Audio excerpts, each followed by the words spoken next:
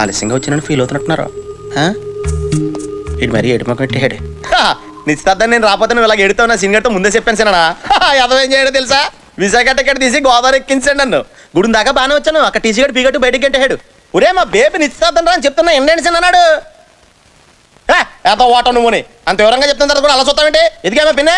అప్పటికే టైంకి వచ్చేద్దాం ఇసుకలారి ఎక్కానే. ఆ డైవే మీద టాటరాన్ని గుద్దాడు, పెద్ద పెంట అయిపోయింది అక్కడ. ఇందులో నా తప్పేనా ఉందా చెప్ప పిన్నే. నీ తప్పేం లేదు కానీ నువ్వు లోపలికి వెళ్ళరా. అరే నువ్వు కూడా ఆయన అర్థం బద్దలు ఎక్కడ మాడతావు. ఎదిగామే బేబే ఆఖరికి హైటెక్ బస్ క్యాచ్ చేసి వచ్చానే. ఆడు స్లోగా తోలితే ఫాస్ట్గా ఎలా వచ్చేస్తానే. ఎంత చెప్పిన తర్వాత కూడా మొక్కలా పెడతావేంటి, మనిషివా పసువా నువ్వు? చంపేస్తా ఆపై.